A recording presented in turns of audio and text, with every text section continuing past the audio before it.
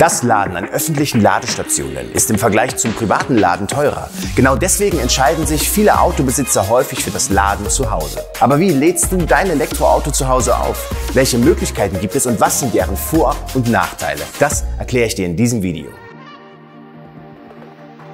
Hallo und herzlich willkommen hier auf dem YouTube-Kanal von GoE. Mein Name ist Tim und in diesem Video zeige ich dir zwei Möglichkeiten, die du hast, um dein E-Auto zu Hause zu laden. Los geht's!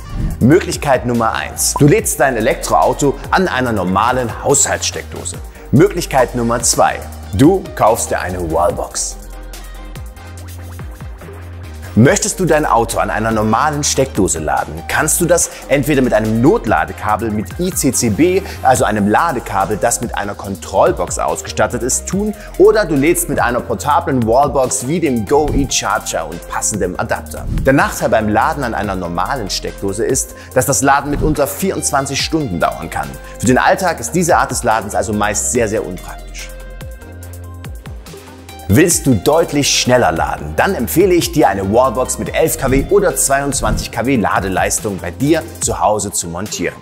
Ob du nun eine 11 kW oder 22 kW Wallbox brauchst, hängt von unterschiedlichen Faktoren, wie zum Beispiel deiner Anschlussleistung, der Ladeleistung deines E-Autos oder dem Ladekabel ab. Willst du mehr über die unterschiedlichen Faktoren erfahren, dann schau dir unser anderes Video dazu an, das wir dir in der Videobeschreibung verlinkt haben. Im Fachhandel oder bei deinem Installateur findest du einfache und smarte Wallboxen. Eine einfache Wallbox ist relativ simpel gestrickt. Sie kann während des Ladevorgangs mit dem E-Auto kommunizieren und passt den zu liefernden Strom dem Onboard-Charger des Elektroautos und dem momentanen Zustand der Batterie an. Das war's dann aber auch schon.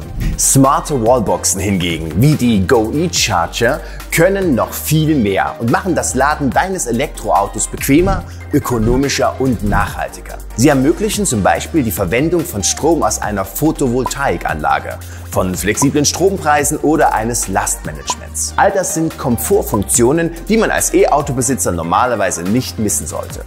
Eine smarte Wallbox erlaubt es dir auch, Strom aus einer Solaranlage zu laden, was natürlich besonders in Zeiten hoher Strompreise spannend ist.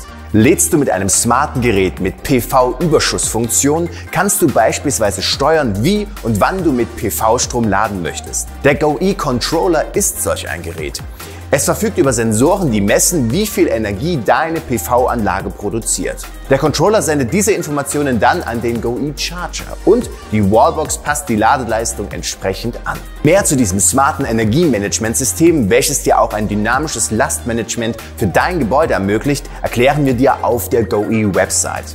Alternativ kannst du auch andere Energiemanagementsysteme verwenden, welche über unsere offene API, eine Programmierschnittstelle, oder OCPP angebunden werden können.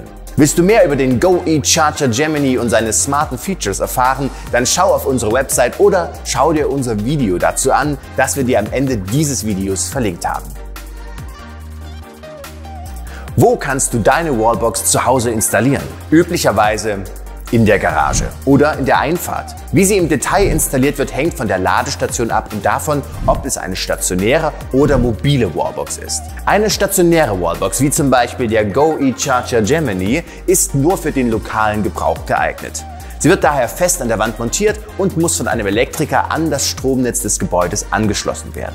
Die mobile Wallbox hingegen, wie zum Beispiel unser GoE Charger Gemini Flex, kannst du einfach selbst an der Wand montieren und in Betrieb nehmen. Entspricht deine Steckdose modernen Standards, brauchst du hierfür keinen Elektriker. Und wie der Name schon sagt, sie ist mobil verwendbar, da du sie einfach aushängen kannst. Die Ladestation ist also zu Hause oder unterwegs ein wertvoller Begleiter. Das gibt dir einiges an Flexibilität und Freiheit, da du die mobile Wallbox jederzeit auf Reisen oder zu Freunden und Familie mitnehmen kannst. In modernen Ladestationen sollte ein Gleichstrom-Fehlerschutz eingebaut sein. Ist das nicht der Fall, ist gebäudeseitig ein FI vom Typ B erforderlich. Der GoE Charger hat bereits ein FI-Schutzmodul integriert.